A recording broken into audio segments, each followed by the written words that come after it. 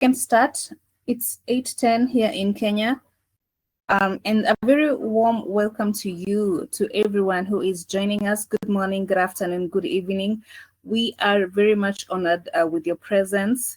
And please keep on inviting your friends, keep on sharing the link so that we can have quite a sizable audience. Because today's topic is one topic that I have been looking forward to.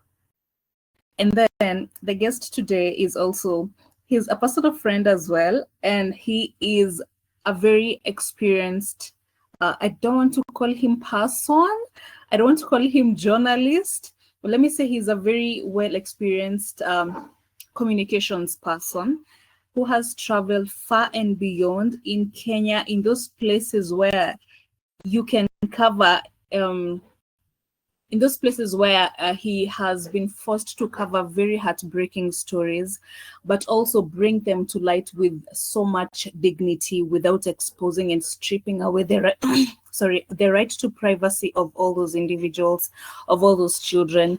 And that is why we have our guest today, and he will be introducing himself. But before that, please allow us to let God flow in this meeting so that you can have a successful meeting. So God, thank you for this meeting. We ask you that you may guide us. We ask you that you may be in this presence, that you may take charge, be with the speakers, be with the listeners, be with the audience, grant our speaker the wisdom that he needs in order to share what you have allowed him to discover in the field of communication and telling stories with dignity. In Jesus' name we pray. Amen.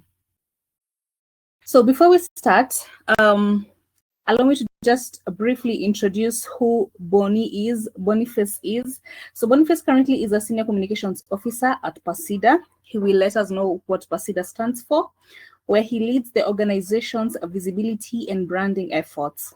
In this role, he documents project success stories, impact stories, and stories of change, ensuring that the voices of communities are amplified with dignity and authenticity. He also manages PASIDA's social media platforms, curating engaging content.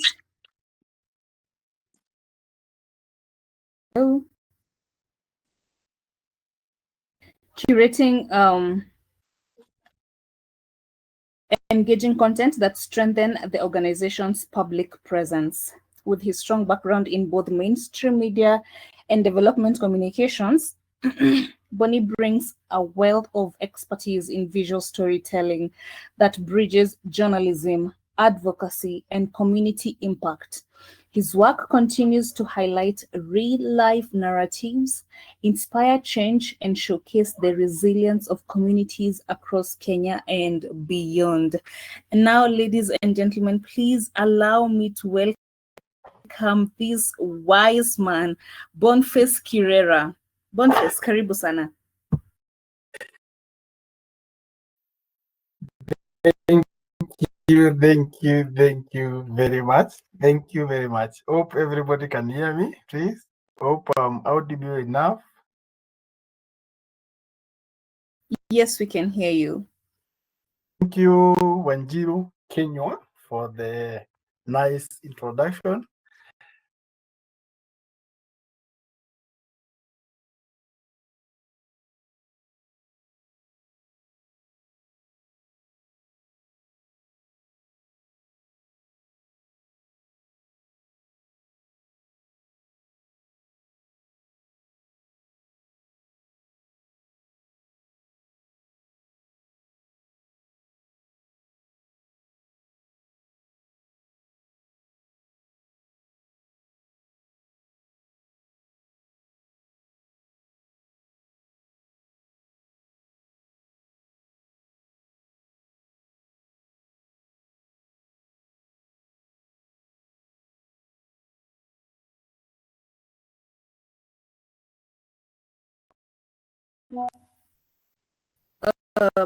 Boniface, I don't know if you're speaking, but we can't really hear you if you are.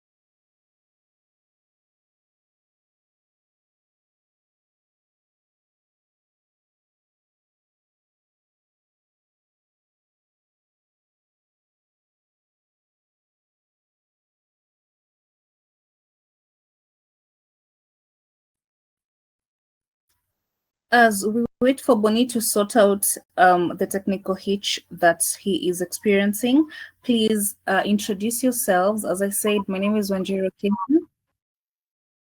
Bonnie, are you back?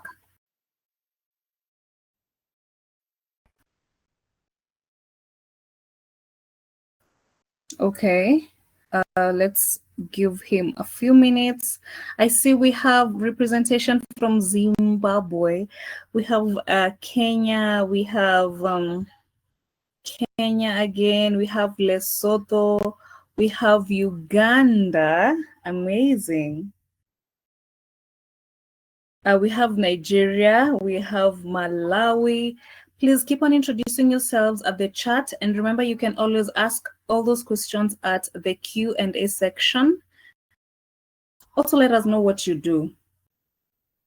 Bonnie, if you can hear me.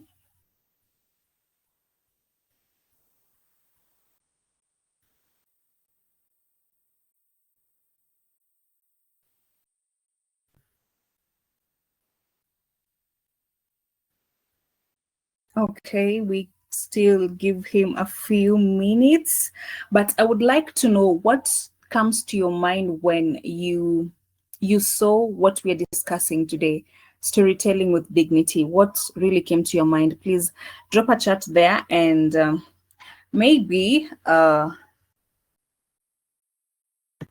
maybe Sharon, our host and our organizer for this, will award 2 or 3 of you. But we want to know what came to mind when you heard about storytelling with dignity. What do you think dignity means and storytelling? How do they marry each other?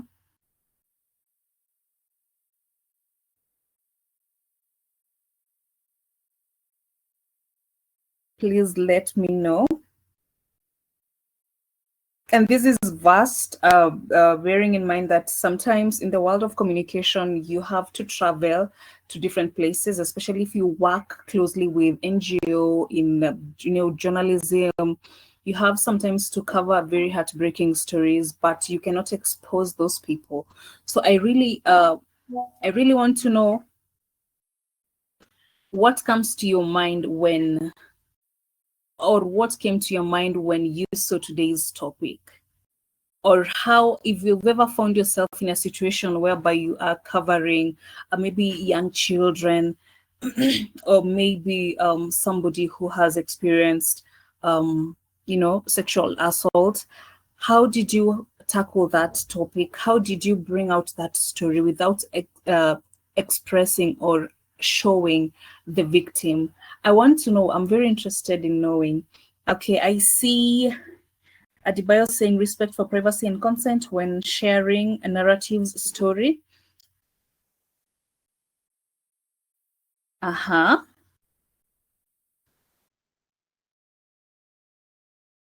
Bonnie, if you can hear me.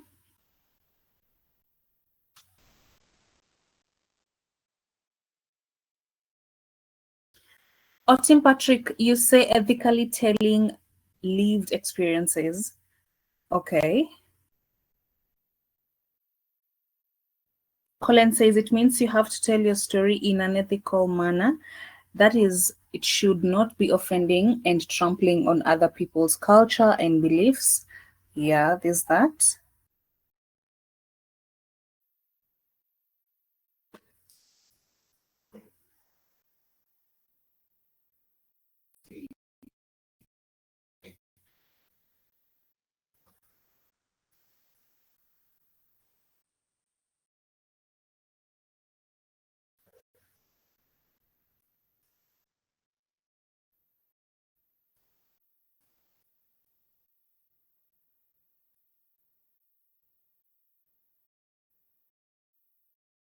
Okay, I see Jacqueline says maintaining respect within the story without exposing that which will portray in a negative taste or sorry state.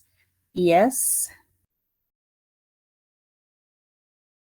We have Walker saying telling one story with humanity without exploitation. Let's still give Bonnie quite some time. He travels a lot, and I know maybe probably he is in a place that has connectivity issues, but he'll be here in a few minutes.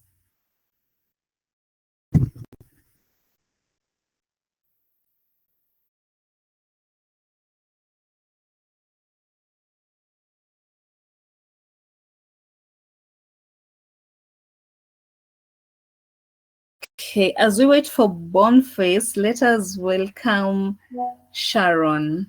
Sharon Kamal. Sharon Kamal is the brains behind SJ Consultex, and we are just so proud to have her here. Sharon, if you can hear us.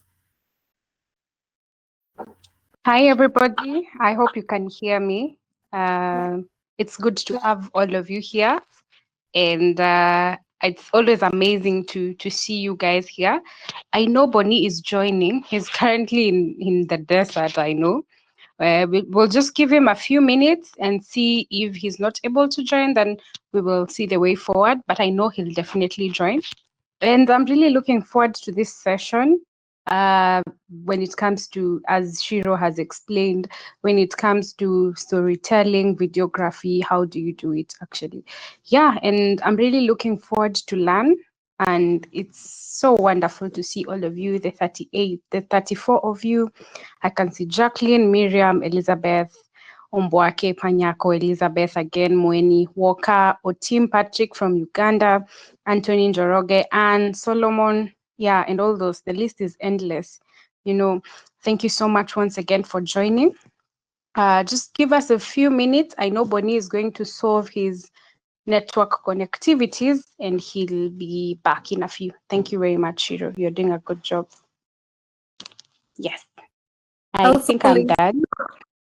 Also, ladies and gentlemen, before we let Sharon go, Sharon was celebrating her birthday yesterday, and I think since we're still here in the series of this masterclass that she has been working on for quite some time, guys, please help me wish Sharon a very, very, very, very happy birthday. And also to tell her that her work is being seen. I mean, it's not very easy mobilizing people from all over the world. Yeah.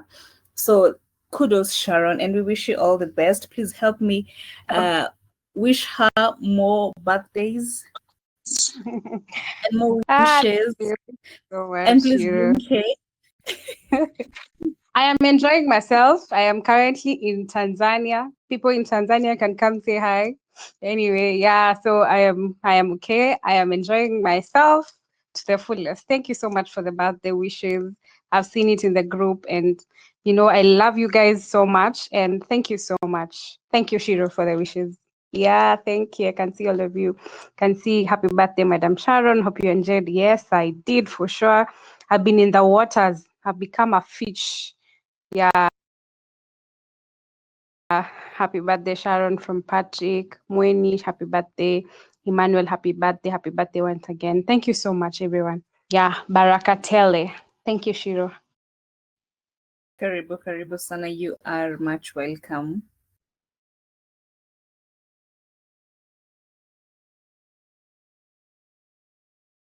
Okay, regarding the question that I had asked earlier on what came to mind as we wait for Boniface, who is in the desert in a place called Marsabit. You can just Google the hardships in Marsabit. Please keep on telling me as we wait for him to prepare, not to prepare, but to sort out the connectivity issues. Let me know what came to your mind when you heard ethical storytelling. I don't know if I had read Jacqueline's. I think I did. Yes, I had. Elizabeth Moeni, as a journalist, what comes to mind is using empathy and the right tone and taste when telling stories. Amazing. Please reread his profile. Okay, I will. Kaigai in a few. Rose says ethical storytelling, telling stories with impact, but with extreme care, having in mind that the characters in the story can, without struggle, step out into the light of day and into public spaces. Yes. I think I'm back. Bonnie, you can hear me? Yes, I'm back. Sorry for the we have internet challenges and network in this region, so I'm very sorry. But I think now I'm good to go. Yeah, Amazing. it's okay. I understand. It's good to see you here. We Thank understand you. where you are.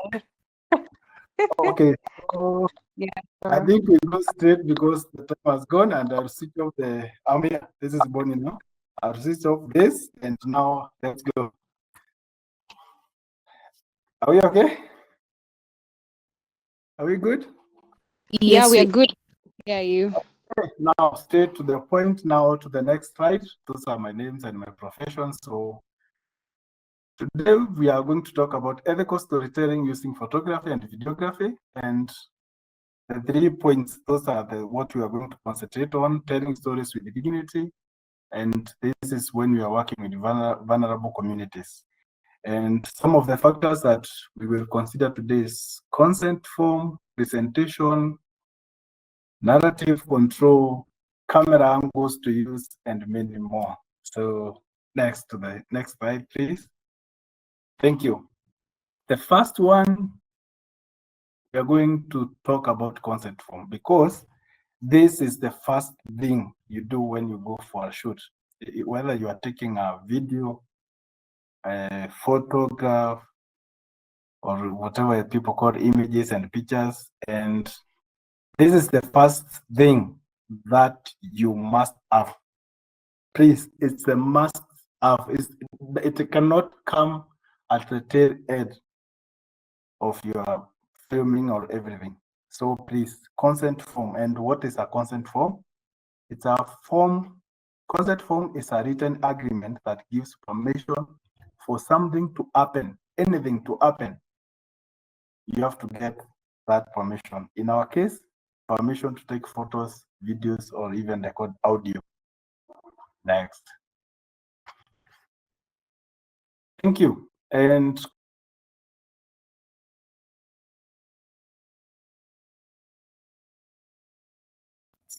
the people, the subject, the people you're interviewing, the people you want to take the photos, the environment. So it protects the participants. Even the environment is part of the participants. Sometimes I say so because people can tell you, don't take my photo with this house or with this car or with this. So it protects the participants. Number two, it protects the organization or the storyteller, the videographer, the photographer, or the producer. So the consent form serves these two. So it serves both sides, the participants, the people you want to get the stories from them, and you as the storyteller. So next. So let's go. How does it protect the participants or the people you are taking the photos from? So it ensures the participants understands why. The word is why their images, videos, and audio are being collected. So in this consent form, this is the main thing. Why are you here? Why do you want my images? Why do you want my videos? Why do you want my audio? Why not the other guy? Why me? It gives the participants a choice to agree or decline. So there is that power. I don't want this, I want this. It gives room to set the limits, where the images or the videos will be used. I can take a photo of you and you tell me, please use it in reports only, not social media, not in mainstream media. I want it to be in reports. So there is that room to set limits. The consent form protects participants' dignity, privacy, and safety. So with this consent form, you are owning everything. So you have to explain to the participant, like, I'm going to do this, this, and this. So the consent form is when you do the form, now I can say you're good to go. You can now take the photos, you can take your videos, and after it has the consent form is signed. Number two, the next slide, please.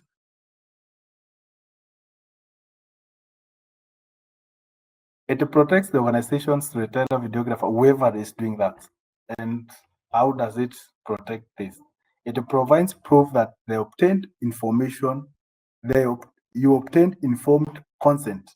Like you told the people what you want to do, they understood everything, and they gave their consent. It reduces the consent of complaints, misuse, and legal issues. Some people will tell you, yeah, go on, take my photos and everything. Then after 2 days, you get yourself rubbing shoulders with people in court. Then it also shows your organization is acting ethically and in a transparent way. It gives your organization or yourself like you are a good person. You are here, your intentions are good. You are doing the right thing. In journalism, we have a lot of quacks, people who think they are journalists and they're not journalists. They want to do, they may promise this is a good story, but the intention is to do a bad story. So I think doing the two things about the consent, it will protect the participant, it will protect you. Okay, next.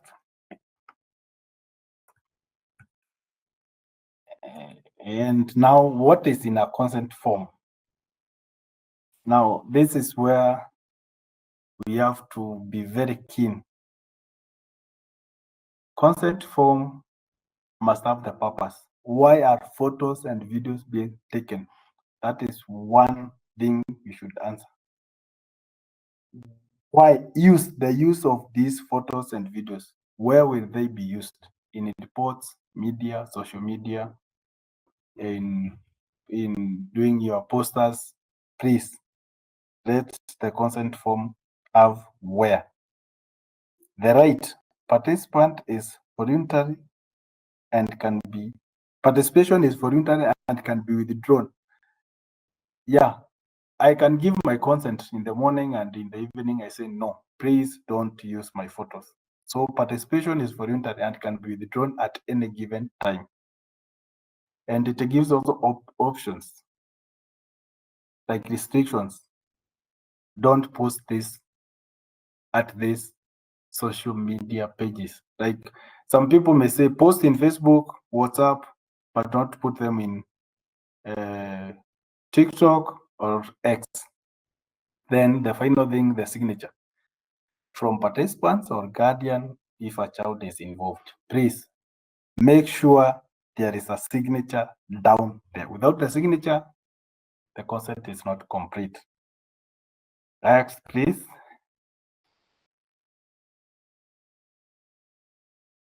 Next slide. Okay, that one, okay. Consent form must also be, these are some of the things, I think I call them the must now to the consent form. These are the musts. Everything should be there, but these are the must. Otherwise, some things must happen, might happen on the way. Informed consent. Please explain clearly in a language and a way they understand. If it's going to the native language, make it happen. Find somebody who can translate and explain to them why you are taking these photos. Sometimes I use graphics or photos, like I will use your photo in social media, then I print like a poster showing what is a social media. I will print like a TV set and show them. I will use your videos in mainstream media. So please, the consent must be informed. Then ongoing consent. This is the consent that can be withdrawn. Right to change their mind, and please respect that. And then the consent must empower choice. Right to say no, please never pressure them. That's the power they have. They have the power over you because you are the one looking for that story. Then please, child protection. This will take you very far if you're not careful, in a very negative way.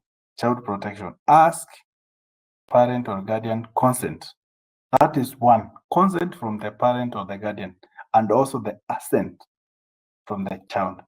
This is where I ask the parent might sign the consent, then I go to the kid like, are you willing to be interviewed? And the kid says no. And that's final. You have the consent from the guardian, but the assent from the kid is not there. So please avoid putting children at risk of stigma. Then community consent, this is where you are dealing with group settings. You can consult the leaders and elders, chief, and everybody who is still in that group. Next. Okay, now we are in this part where we are dealing with storytelling with dignity. So we are going to look at six, I call them the 6 P's that makes the storytelling, makes it have some sense of dignity. So the first one is center human dignity. Next slide, please. Yes, this is one of the points that it's one that comes first. Treat people with dignity, regardless of the environment, how they look, how they talk, how they dress. Please treat them with dignity. I work in places where some people don't wear clothes at all. So you have to be very, very, very careful. How do I deal with these people? How do I take photos? How do I tell the story without interfering with their dignity? So please portray people, individuals with strength and resilience. Show more than their vulnerability. Don't go there and just show how vulnerable they are. They are victims, they are dependents. Don't show that they have some strength. Although they are in one way or the other, they are vulnerable. Please show some strength and resilience. Show both challenges and aspirations, not just suffering. People might be suffering, but they have something. They have something good. Avoid stereotypes. Yeah, please avoid ones like oppressed, helpless, dependents. Yeah, please. Now this is where I love most. Use respectful camera angles when filming. Don't dramatize things, don't diminish people. I'll come to that and I'll explain that. Then involve many voices, like let men talk, let women talk, let children talk, and persons with disability. Next. Now, I have a photo here. Yeah, this photo I took it somewhere in Turkana. This lady walked for almost 16 kilometers, but I did not see the suffering of walking 16 kilometers. I saw somebody who has strength, resilience, focused. I have to get it water. I have to get this water, and I have to go back at home with something because I have kids. I have everybody. I talked to her, and she had a nice story. So portray people with strength and resilience. Yes, there is a lot of problem. There are a lot of risk, problems, and other things going around. But for me, this photo shows strength and resilience. Next. Yeah, shows both challenges and aspirations. I worked with this lady. She is called Kumato. I walked with her for 6 kilometers. This is somewhere in Marsabit, a place called Ordel. For 6 kilometers, going to look for water with a beautiful kid. So, yes, there are challenges, but I must get this water. I must. So, there are challenges. They should not just sit down and beg. So, let's see something is happening. Next photo, please. This is another photo I love. This is somebody by the name. Okay, I don't have to mention names. This is somewhere in Oregon. The place is very dry, very, very dry. but we had gone there for water tracking to give them water, but we have to go to the center so that everybody can get the water, but they had to walk like a kilometer to get the water. So there is some strength and resilience. Yes, we don't have this water, we have to walk through the rocky barren and a lot of, it's very hot in these places. And I captured this photo, and there is some strength and resilience in this. Next photo. Use respectful camera angles. For this photo, I delivered water somewhere, so the mother had to give the kid the water. So I can't see the face of the mother, I can't see the face of the kid. So this is to me, it's a good photo. It's a respectful one, but it communicates a lot. So use respectful camera angles whenever you are taking photos. I will come to that. Next. The same photo here. We have a woman giving water, so I can't see the face, but the mother, I can't say this is Kumato, I can't say this. So these are some of the respectful camera angles that you can use. Another one. Oh, this was in 2022 when we had drought in Marsabit. The drought took like 3 years. They never experienced a drop of rain for 3 years. So the cows were being fed on what we call boxes. So you buy boxes, dip them in water, and then give your cows. So I didn't want to show the face of the mother because of the pain she was feeling. So I decided to take this picture from this angle. Next, then we have this. This is 2022, yeah, drought somewhere in Idanet, Marsabit County.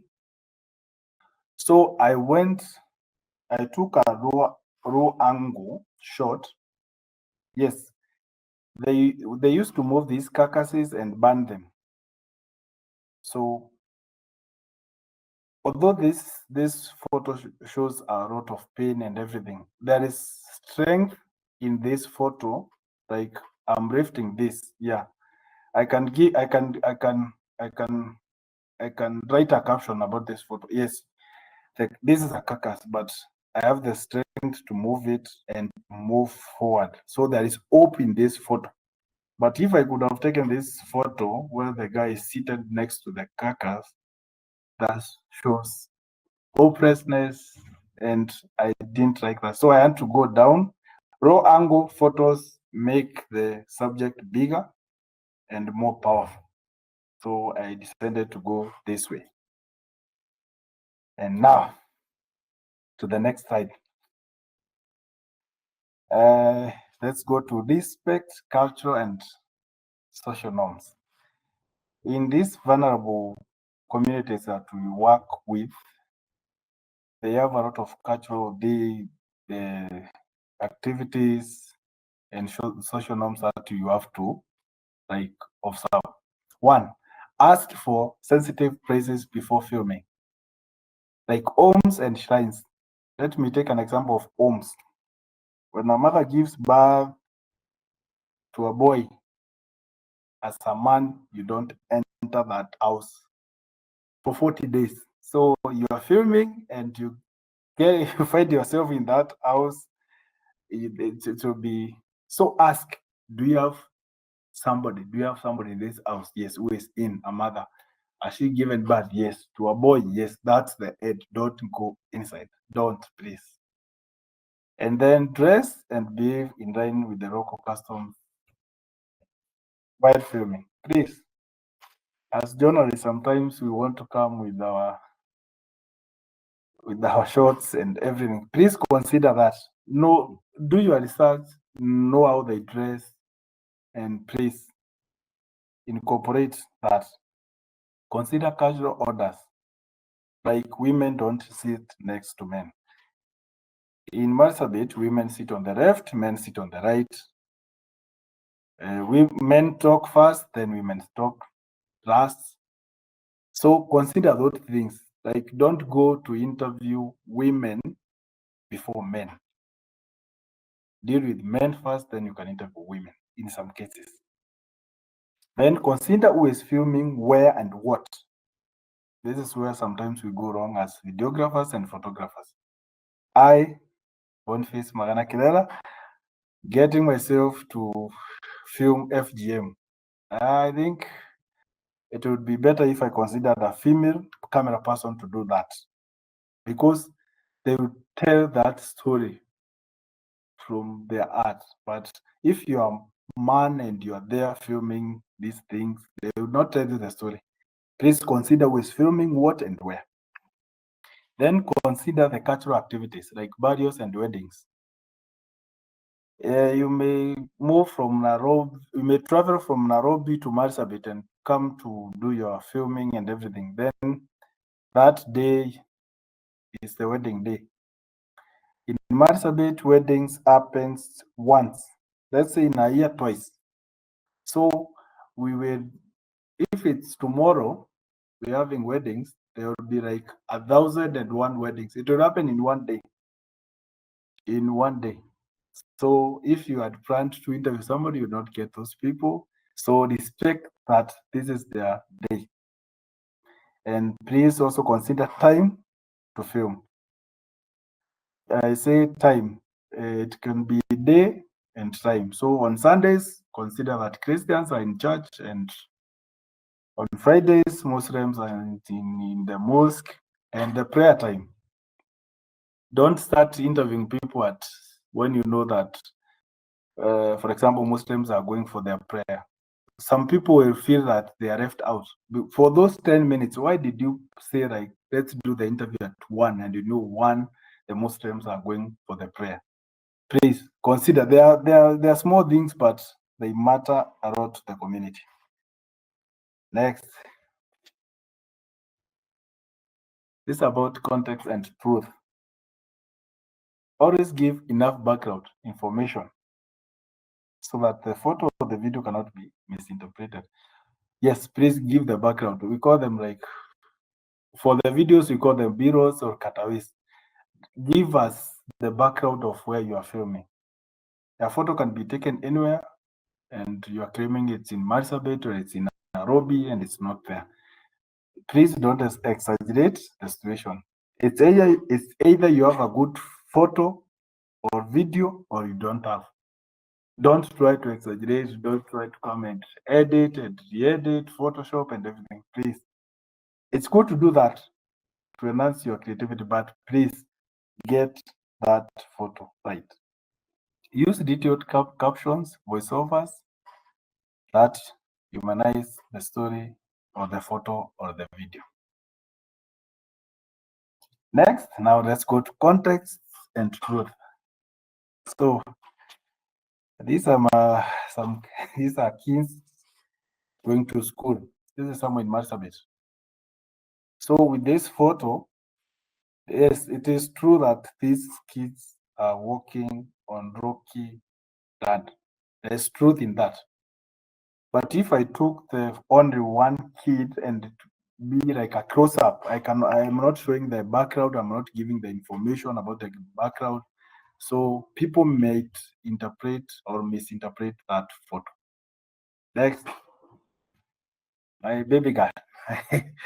Yeah, this is the same day we are going home. So the context and the truth of this photo. You can write many captions about that photo. And we have another one, please. Yeah. Football is played in beautiful fields, but in this region, it's played in rocky places. So there is truth in this photo. There is action in this photo. There is context in this photo. Now let's go to caption and context. Please caption your photos. Yeah. Pair the photo with thoughtful captions that provide context, explain the significance of image, and shares the story behind it. This adds depth and meaning to the visual element. The caption, please try to tell us what is happening. Yes, we have the photo. The photo will give us like 70-80% what is happening, but the caption will enhance the photo. Please remember to caption your photos. Next, please. If I'm very fast, please let me know. Whatever you're doing with your cameras, with your pen writing stories, please do no harm. Do no harm to the participants, to the people, to the whatever. Please do no harm.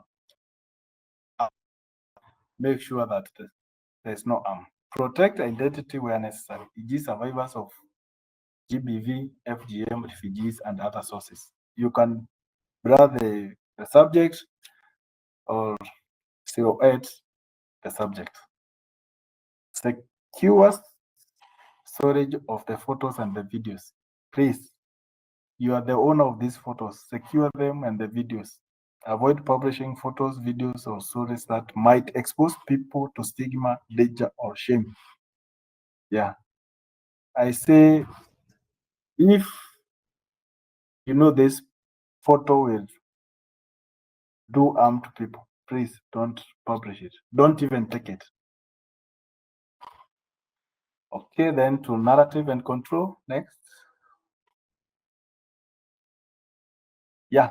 Now, this is what are we doing? We are sitting somewhere. We want to get this story. This is now the narrative control. Please let people speak for themselves. Let them shape their story. Whenever possible, use direct voices in videos or captions. Don't talk on their behalf. Don't let them. Make sure that they give the story by themselves. Use collaborative storytelling, co-creating the story together with them. Ask the participant how they want to be portrayed. Ownership of the story. The community should feel the story, photo, or videos reflect them, not just the organization message. Sometimes you go there, you give them food, then what you want is them saying, thank you, Pasida, thank you this, thank you that. No. Please let them feel that it reflect that, yes, they are grateful, but please, don't focus on the message, the organization message, please. Avoid over-editing. This might change the meaning. Yeah, over-editing. You took a photo at 5, you over-edit it. It looks like it was taken at 2 or in the morning. Please don't over-edit.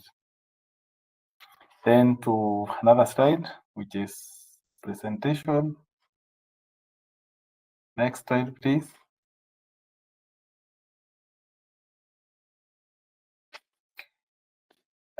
Next slide, please. Can you hear me?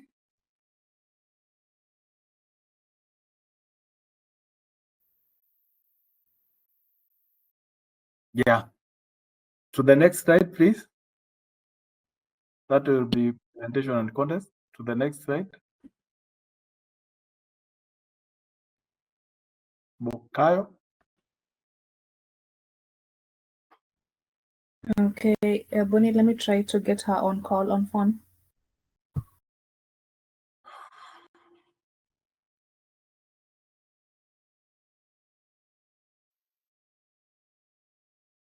Okay, we are there. We are on presentation and context. Pair images with honest, respectable captions that gives context. Please, if you want your presentation, people to believe it and be more respectable, you can pair photos like the photos that they showed you for the children going home. There are 5 of them, then we have 1. Please try to pair the photos. They will give more credibility. Avoid sensational and despairing languages, hopelessness, helplessness, voiceless victims. Please avoid that when presenting your stories. Present stories as part of larger community narrative, not in isolation. Yeah. I may be working on a story with one participant, but I make sure it's not about that one person. It's about the community, because they share almost the same problems, the same environment, and they share something in common. Use eye-level angles to communicate equality and respect. I'll come to that later. Then share the output with the community before publishing it, if possible. Most of the time, we don't share with the communities. Yeah, you can preview with them and they will give their feedback, and then you can publish it. Now we go to another slide, please. This is diminishing camera angles. These are angles that make people feel that they don't deserve this. Like, I don't like these shots. They are not good at all when telling your story, but sometimes you're pushed to use them, but they are not good camera angles when you're dealing with vulnerable communities. Eye angles, like looking down, makes the subject appear small, weak, powerless. Mostly they're used in media houses to portray vulnerability, but can strip dignity. Please avoid, like, you're looking a shot from above. Then we have extreme close-up, like focusing only on tears, wounds, or poverty details. Those extreme tight shots, please, we can avoid them. Then wide shots with isolation. You're somewhere in a bare rockland, and you are just alone walking. So shows a person far away in a barren land. These are just loneliness, helplessness, or abandonment. Then over the shoulder, looking at the community.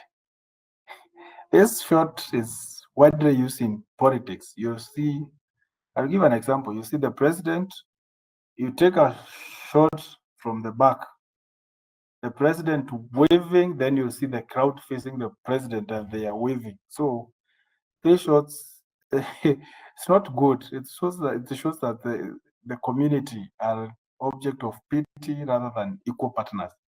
They are there to listen to you. They are there because of you. So sometimes it's not good. Then hidden or secretive angles, we say secret cameras, no informed consent, views exploitative, and subject has no control over images. You go hide your camera, record everything, and then you go. Next slide, please. These are wide shots with isolation.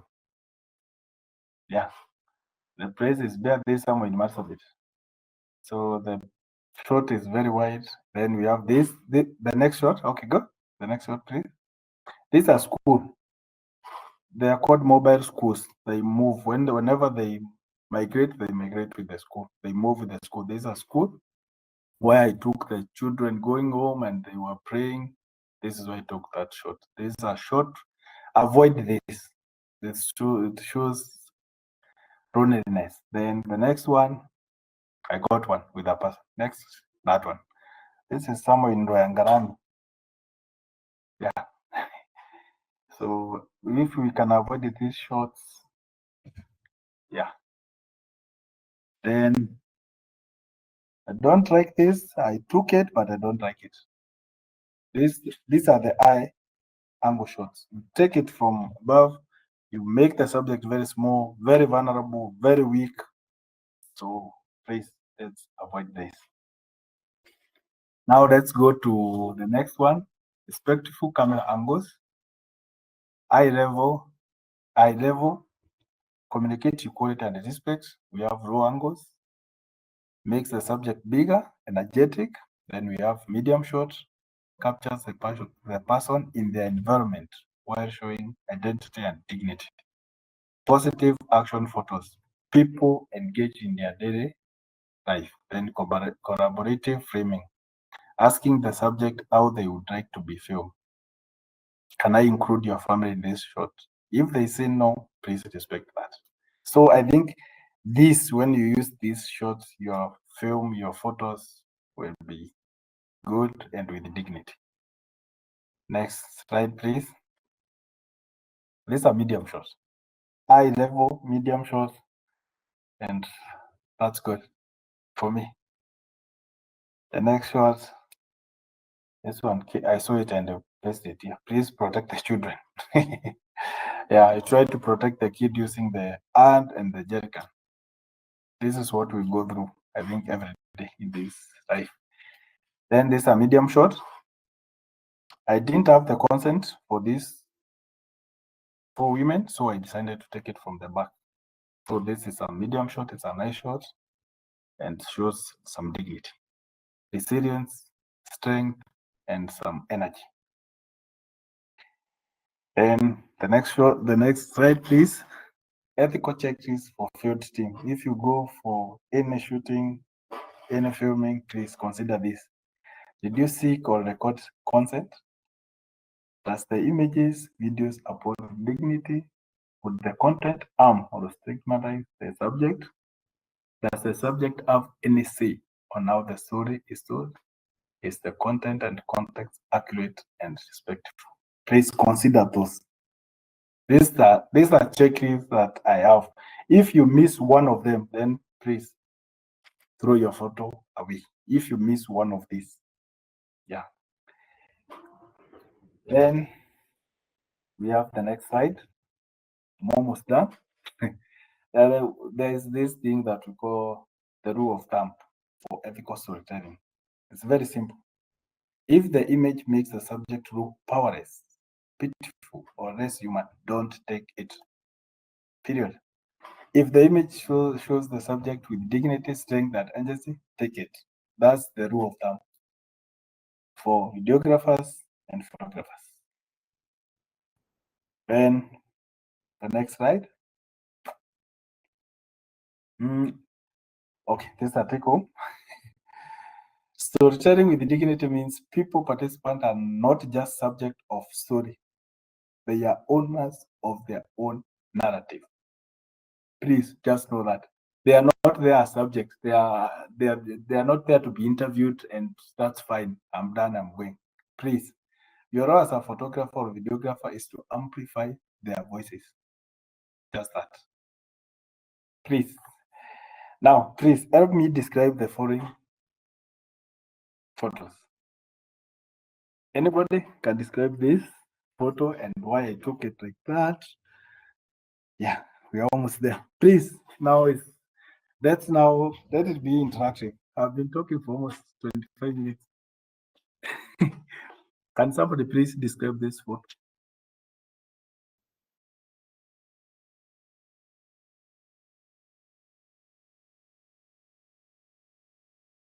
Are we there? Hello?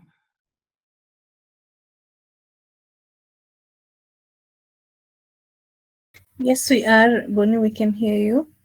Can somebody please help me describe this photo? I have like 5 photos and I want somebody to like say something about the photo. On the chats, some people have responded. Let me check, please. Okay. My chats. Okay. Somebody said a wide shot, and isolated. Screen is not changing. That's fine. So this is one. I took the photo. I wanted to show some dignity because I did not want to take it from the front. This guy had lost 170 shots. Shots are goals. They are called ships and goals. So they are called shots. So like 170 within 2 weeks. So the guy was not in a good state. So I decided to take this angle. So I wanted to show some dignity to me, some dignity and what is happening. There is a goat down there, then we are adding another one. Somebody else? Okay, next photo. Somebody talk about this photo. Sorry, I had to use it. So this is somewhere in Ileret. This is 450 kilometers from Marsabit town. They are called Dasanats. They are at the edge of Marsabit, near Turkana and bordering Ethiopia. Is there dignity in this photo, if I may ask? Yes or no? Is there dignity? Somebody is typing. So there is no dignity when you take such photo. How can you take this photo? You can take this photo from the behind. You take it from the behind, and let us see the legs of the kids or the ants, and that's fine. But with this photo, please, I can't publish it anywhere. I can't use it anywhere. So I placed it here for just running purposes, and then we retrieve it later. Okay, we're talking about this. It's about dignity. We have this photo. We are giving food somewhere. Yeah, it's a good photo. She's happy. She's not talking about organization message. She's just happy. Yeah, this photo says, I'm grateful. She has not opened her mouth to say, thank you, thank you, thank you. But the photo itself talks. The next photo. Oh, I'm on another photo. That, okay. Sorry, this one was about dignity. The next one, I was talking about this photo. Sorry, I was talking about this photo. So this photo shows how happy she is. She's not there to say thank you to the organization, but the photo says it all. So that's a good photo for me. We talked about this, and then we talked about this, dignity. Then we have this. It's somewhere in there. Okay, okay, sorry. I'm using my another computer. sorry. Okay. This one. We talked about this, the raw angle. This is about dignity. And the next one, yeah, this is where I am. These are shots. They are all dead. We had like 300 or 400. So who can describe this shot? Okay. In simple language, there is no human being there. We don't have any subject apart from the dead or apart from the carcass. So I cannot place somebody in that photo and take it because you are showing like this guy is all pressed. She needs a lot of attention. So take that photo without human being in it. Another photo next. This one. This was a Sunday. It was a very, very, very sad day for the community. They lost over 3,000 of them. So it was very hot.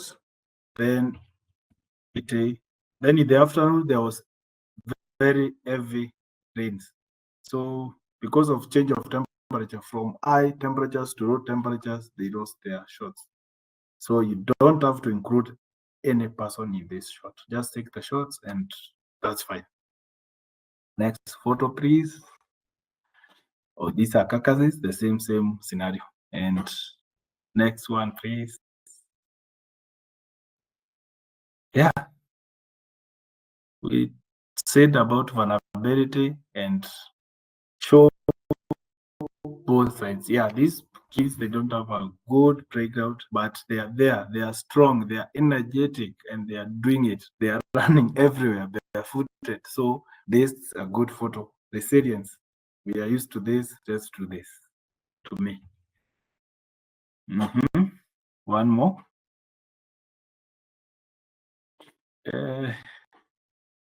Avoid placing people in such photos. Please don't. And then the next photo, please. Yeah, this is my best friend somewhere in Marsabit. they were going to fetch water. So they carried the big drum, go put water in, then leave it somewhere, and then they will carry the small jerrycan back home. So this is about strength, resilience, and they are not hopeless. They are vulnerable, but they are doing something. Next slide, please. The next photos I think will be the same. There's other photo. Yeah, we have these women, and we were doing water tracking for them, so they have to come with the drums. Yeah. So next photo. Yeah. Yeah, this is my beautiful photo. I love it because yes, we need this water and we have to do something. We don't have to, the water must not be brought to the doorstep. We can do something to get this water. So to me, this shows resilience and energy. Next, please. I press this because I work for an NGO. So I just decided to put it here. If somebody works for an NGO, this is nice.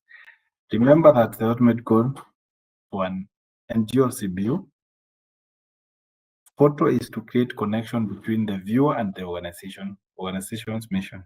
A well-captioned photo has the power to educate, inspire, and drive action, making a positive impact to the NGO's effort and the community they serve.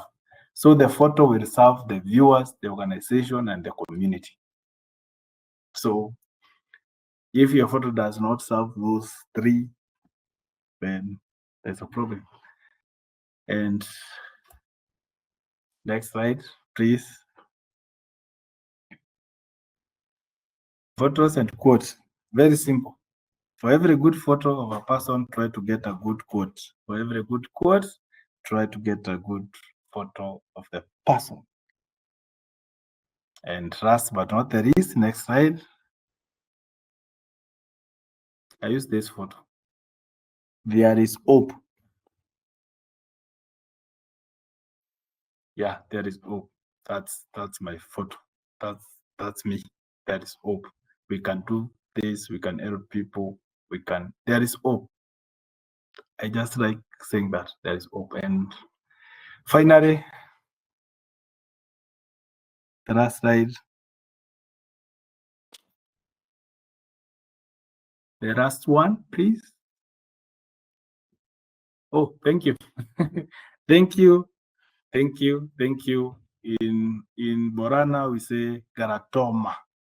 I'm not from this region, but at least I know. Thank you, Garatoma. Good. I'm done. Thank you. Thank you. Thank you. Yeah.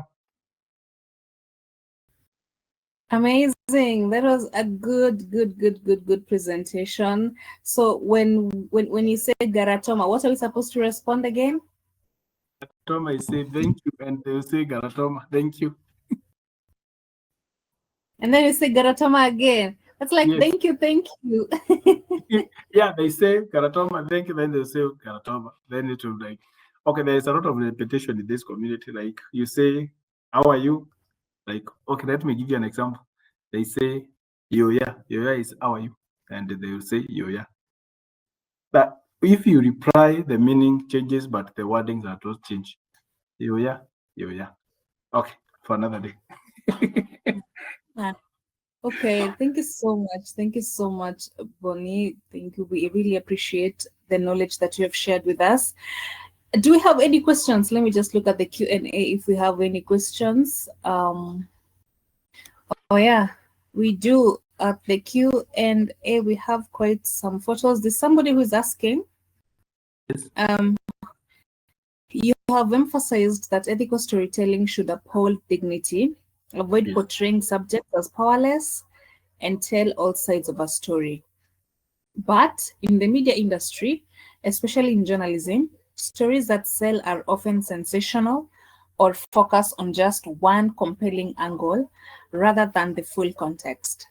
How can a journalist practically balance ethical storytelling with the pressure to create stories that attract attention and engagement?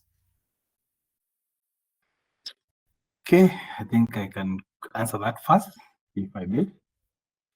I think Okay. it's only in media house. Let me say in most of media houses. I've been there for like 10 years. When we go to do feature stories in Turkana, Mandera, everywhere, there is no consent form. I will tell you that for free. Because you're from media house, most media houses don't have that consent form. They say, if you agree to talk to us, that's the consent that you have given us. And that's why most of the stories that we have in the media, feature stories, documentaries, impact stories, you see they will concentrate on one person. Show how vulnerable that person is, and they will leave that person with no help. They are doing that story. Media house is not going to assist you when they leave that crowd, but they are going to assist you through airing the story. So they want to bring that oppressiveness, voicelessness. So for media and for NGO, there's that slight different. Dignity sometimes, I think somewhere in my slide I said most of the media houses, they use these people like they are very vulnerable, but sometimes they strip the dignity of the participant. So I think there is something must be done.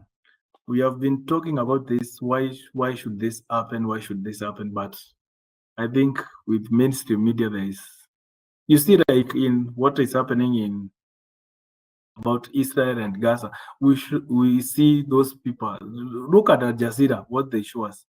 Some photos you don't want to see them, but they want to show how these people are vulnerable, how this is happening. And sometimes I sit and what if maybe assume your brother is there in those countries and you are in Kenya and you have heard that something has happened something bad has happened to that place. Then you try to call that person, it will bring a lot of stress, depression. So I think we have to get that to that point where we have the limit. What are we showing and what are we doing? So for the media, I have been there, and I think there is that the dignity part is overlooked. It's not. I don't know what to say, but I think for the NGOs and for when working with these vulnerable people, it's good to portray that these people in a dignified way.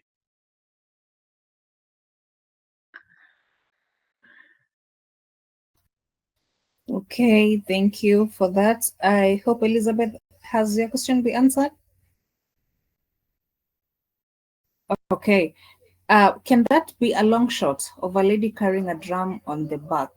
I don't know, Bokayo, if you can maybe show us that slide that had that photo.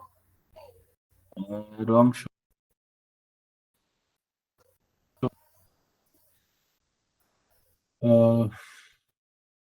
Okay. Go up. I think it's not that one. Up. One more. I think that one. That one is not. That's a medium shot. A wrong shot is it has the what would we call it? The focal length in between. There is a distance between the camera and the subject. A distance, but for this photo we don't have that much distance. So this qualifies to be a medium shot of the whole picture of the subject and whatever she is carrying. But if I go closer to I go off the photo, it's also a medium shot now of the person. This is a medium shot of the person and the jerrycan and the tank. But if I go closer, I'll get the medium shot of the lady now.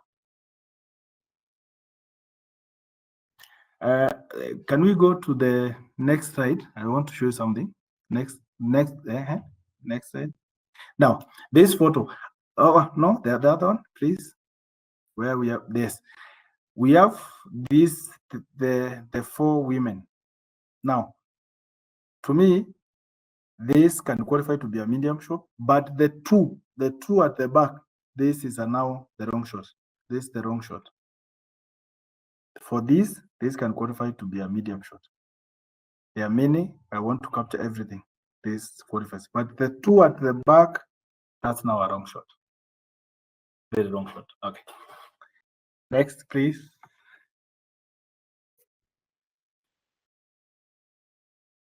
This a medium shot? Yeah. This a medium shot. I want to get like everything in one frame. But if she was like 10 to 15 steps at the back, then that will be a wrong shot. Yeah. Next, please. Any other question? Yes, we do have one. Okay, we do have actually several questions. So, as a journalist, what are your thoughts on how Western media often tells African stories? I understand this can be a sensitive or political topic, so feel free to skip it if you'd prefer not to respond. I'll be very careful when responding to it. I'll say something. You see, okay, I'll give you an example. Somebody, it's like three months ago, somebody told me like I should send a photo of kids. The children were very malnourished children in where I work. So I sent some photos and he told me, no, these kids are not malnourished. I asked, I told her, this time there was a lot of camels. The camels gave birth in large numbers. So there's a lot of milk. So the kids are okay. They are fine.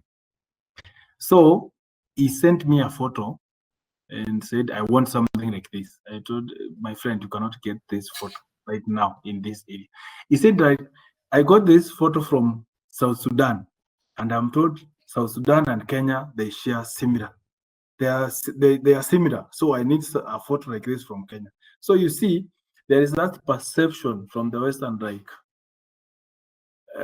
if Kenya is going through this, Uganda is going through the same.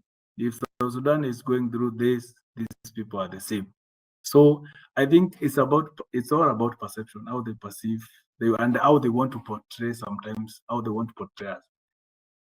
If you watch some documentaries, I watch a lot of documentaries and I have a lot of questions. I criticize a lot of documentaries because they will show, let's say, a village. These people are okay, but their houses, there are those, so let's say, small arts and everything.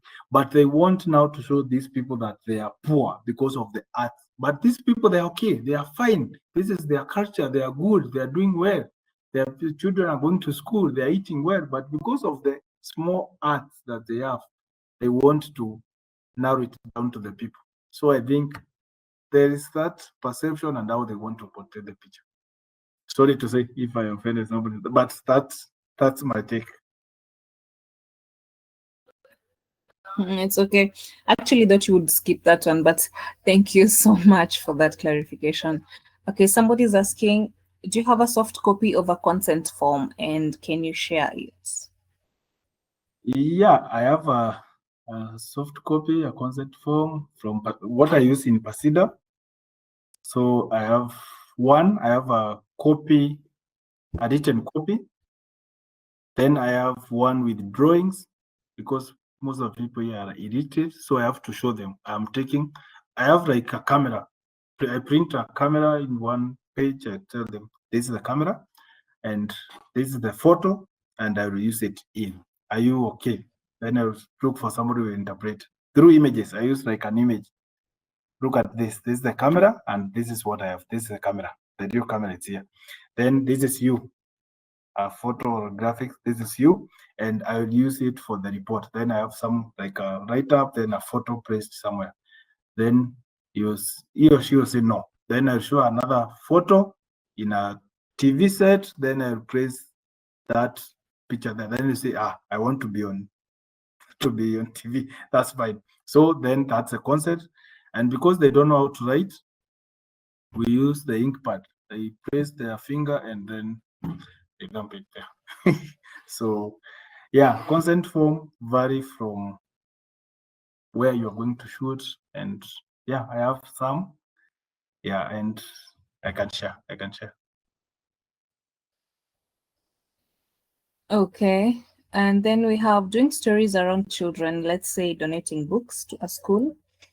Do I have to pay attention to how I capture the faces of the children? I'm thinking this I'm thinking this is a positive story. Yeah. Now this is where you have to get the consent from the school. Like the entity should give you the consent. Then when distributing the books, please ask the children, are you ready for this? They'll just say yes. If they say no, please, because it's for a good cause. So, but you have to get the consent from the school, because when children come to school, their parents have given their consent to the teacher or the administration or everything. Please, I was last week. I was distributing we call it the dignity kit. That's the sanitary towels. Yeah, I had to go and talk to the head teacher, give the consent, sign, then I'm free with the kids. Then I'll ask them, do you want to be photographed as a group, or do you want as an individual? Someone will say as a group. Now, that's a consent from the teacher. Then for the individual, I'll ask them, do you want me to take you a photo? Then you say yes or no.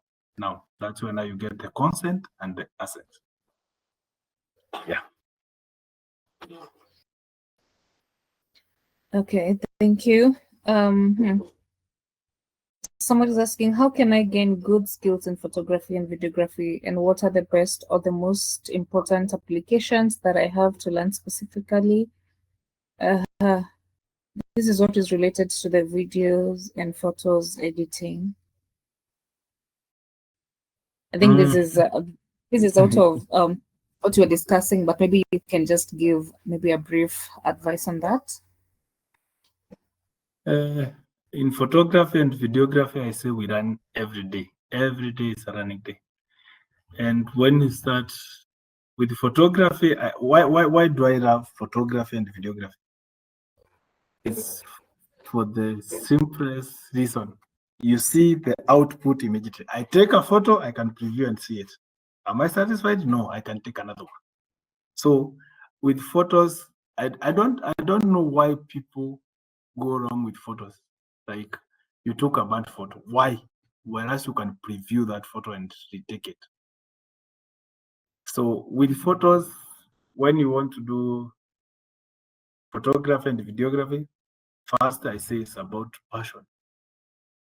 Because with photography, you can take any photo, like bands, ants, everything. So please, it's fun. It's fun taking photos. So I think you can. It's something basic you can learn. Then you can graduate to professional photography and videography, and then avoid over editing. I don't like what sometimes I see on social media. I've never seen somebody in social media with with shaggy. Those people, they want to be, we say, wash me, make me look good, make me look nice.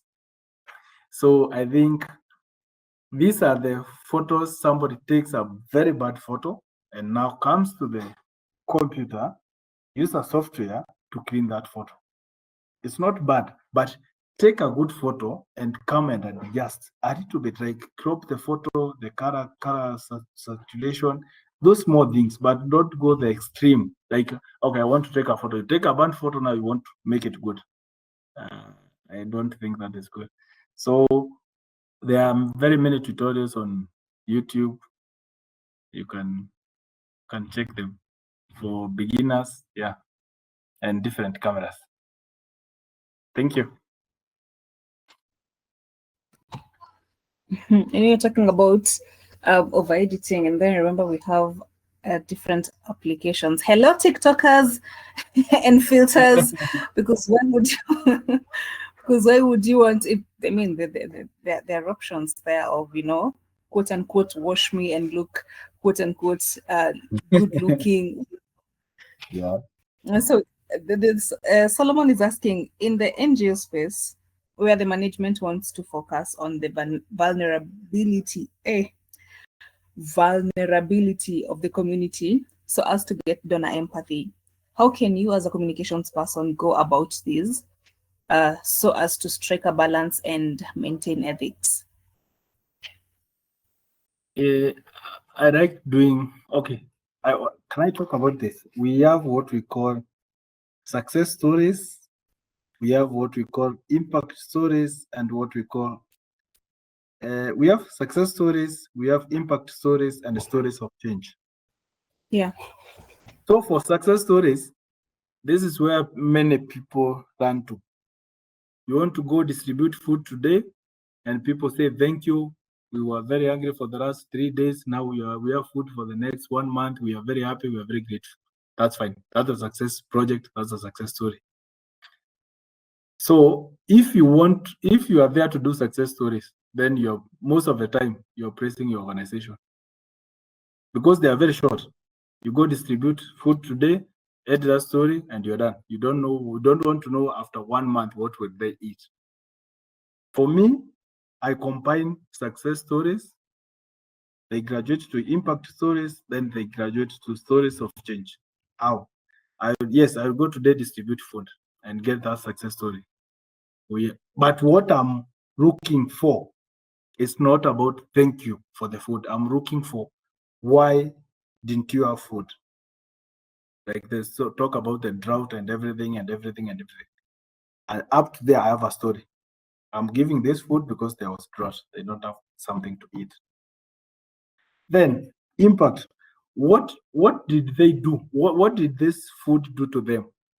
It helped them survive or something. That's the impact of the food. And then after like 3 months, I'll go there for the stories of change. What did they do different? If they are pastoralists, did they start like it's called like farming, like kitchen gardening? Did they change from or try some other different alternatives? Not only keeping livestock. Now I'm looking for the stories of change because I will tell them, yes, there was drought, I brought food. What if drought comes again? But most of the organizations, they are just there. I will say most, because I watched the documentary, they are there for the success stories, which I document and share a little bit of it for the social medias, but I will follow up until I get the stories of change. An example, we have this group of women where they were not allowed to, like, they didn't have power. The man will sell the goats and the money is not shared among the family and everything. So we empowered these women. We told them, now, can you start like something like portrayed? We bought some chickens and give them to them. They started selling eggs, and then everything went well. So the men in these families started borrowing money from them because their cash was like daily. They are selling eggs every day, so they had a lot of money. So this was now the impact of what we did and the stories of change. I had to change the community from saying that Men don't want us to talk. Men don't want us to say something. They don't want us to be in business. So if you are doing something, don't focus on success stories. Success stories will always be there. Yeah, success stories will always be there. Like you go distribute sanitary towels to the children in school, and some children are at home because they cannot afford them. But because you brought these sanitary towels in school, now they can come to school. That's a change. The attendance will be high, they'll concentrate in their studies and everything. But if you go and give and there's no follow-up, you're just looking for a success story. And the success story is there to just clap for the organization. We did this. So thank you. Please look for impact stories and then stories of change. Amazing. And what you've mentioned is very important because I remember there's a certain time, there's a certain organization that, you know, how in CBOs and NGOs, you have to quote unquote tick a box that this project has been done. So one of the projects that they had said they would do is to dig a borehole for women in a certain community. And then they went ahead and dug that borehole so that at the back of their minds, at the back of the minds of the organization was, with these, I think we can reduce the amount of time that the women take to go look for water, because they could walk for for like 13 kilometers, 20 kilometers to go and fetch water. Turns out after they dug this borehole, the women still chose to walk for those 13 kilometers and those 20 kilometers to still go and fetch water. And this borehole that they had dug was eventually used by, the livestock and the men for their crops. So asking the community, what exactly do you want us to do, is very important and very crucial. So, yeah, there's also I see Wally is asking, do these principles apply with mainstream media? I think you answered that already. And Emmanuel is asking, wow, amazing, short and sweet. And indeed, we need to be very keen whenever we are doing the storytelling. Remember, if you mess, you can get yourself in hot soup. Absolutely. And then we have Dennis Gatoma saying, great presentation. And Walker saying, well said. I don't know if Sharon, you have something to add, or Boniface, you have something to add before we call it a wrap? I wanted to. Okay. Bonnie, you're speaking. Okay, a minute. Let me say this. Yes, sure. Go Please. on. Yeah, it's okay. No worries. There is this part of do no harm. Sometimes we may think we are helping these people, but we do it in a very good way, but we are harming these people. Totally, Kapsa. Like, you go and do a ball. You do a ball with high yields, with a lot of water. Like you said, these people are walking like 20 kilometers to fetch water. Now you are doing a ball. Then the salinity of this ball is very high. So what are you doing to them? You are giving them water which is not clean. But because they don't want to go for the 20 kilometers, they will use this water. So you are harming these people. So sometimes, please do not harm. That's my take. And or you come with a ball at the border point where we have, like, for example, here in Marsabit, we have Gabra and Borana. Then you place it at the middle. Now who will fetch this water? Then there will be conflict, right, left, and center. So sometimes we might be there thinking we are helping the community, but we are doing more harm to them. Thank you.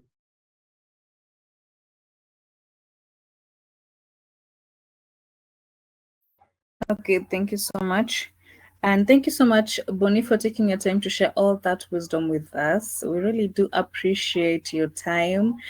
And let me just give you your flowers when you're still here. Sometimes when I'm taking photos out there, I'll be like, okay, fine. What did Bonnie say about this? Because sometimes you're dealing with very, very, very, very, very vulnerable communities, and you're like, okay. So you see the list that you've given, does this tick this box? Does this tick this box? If it's not, if it doesn't, then I will not take the photo. If it does, then it's good, because sometimes, it's okay not to, not to have that story, but to also maintain the dignity of a person. There was a cartoon I was watching the other day with my kids, and it said a person is a person, whether little, whether big, whether rich, whether poor, a person is still a person. So thank you so much, Bonnie. Sharon?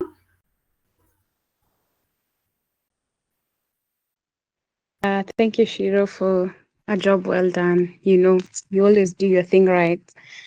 Yeah. Bonnie, I'm speechless. You've done an amazing job. Niko tu hapa nyuma na ikatik. Yani, I'm telling myself, we could not have had someone to do this presentation better than you did. Having worked with in Marsabit. For those who are not in Kenya, Marsabit is an arid area, and there's a lot of farming. I mean, it's just where Bonnie can tell you, it's just an amazing place to work in. Very interesting people. And I just love the way, Bonnie, you've done it. You've done it so perfectly. I cannot even add or subtract anything. And I think one thing I've also learned is also telling stories of impact.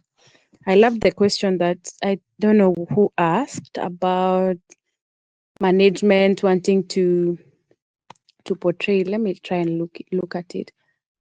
Portray the community as vulnerable. I don't know. I can't find it. Yeah, and I love the way you explained it. We focus on the impact rather than really telling yani kudhalilisha wale watu wenye tunapeana stori zao. Yeah, I've used some French there, but please forgive me. This week I've talked a lot of Swahili and I've done a lot of math. Yeah, but I am okay. And thank you so much, Bonnie, for joining. Thank you to all our participants for joining. I know I've seen someone asking for the participant list. Today we've actually done it manually, but we will send the evaluation form in the course of the week so that everyone can fill and evaluate the session. Once again, thank you so much for joining. Thank you, Bukayo, for the wonderful job. Thank you for standing in for me. Also, Shiro, thank you for the wonderful moderation. And for you, Bonnie, you've done an amazing job. And to every participant who has participated, I celebrate you. See you in the next one. Yeah, actually, tomorrow, the next Thursday, we continue this series.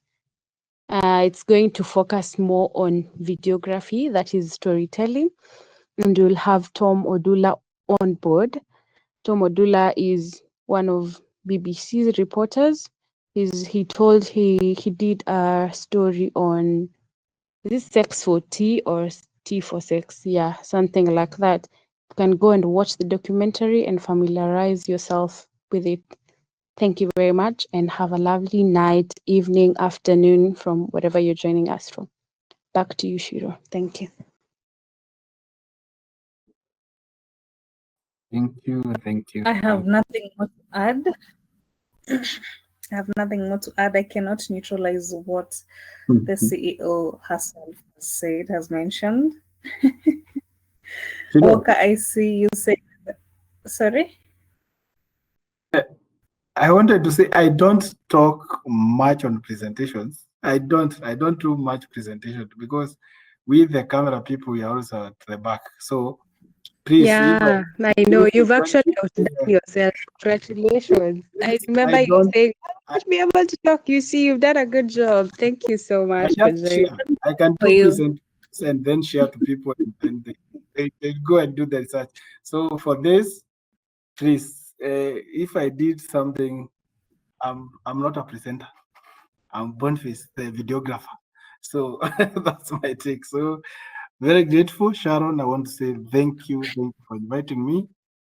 And I say in this world, we can do something positive every day. Something positive. Please just do something positive. I don't say, I don't mean that we do negative, but go home with something positive. Even if it's saying hi to somebody, just say hi. That the smile that person gives back means a lot. We work with people like, I have to say this. Imagine a kid telling you that we eat on Monday, we don't eat on Tuesday. We eat on Wednesday, we don't eat on Thursday. And they're used to that. They are very much used to that. So sometimes we go there and dance and dance and dance and dance, and the day is over. Then we are going somewhere and they know they are not eating something. That's true, but not the least. Please, please, please. I will say this. I have a story because I don't want to do harm and I have not do it. There is this mother who cannot afford food for the 11 children. Do you know what the mother is doing with the children? She is giving them alcohol so that they can get drunk, stop crying, and sleep. So, please, it's a good story, but it can harm the children, the mother, and everybody. Please, do not harm.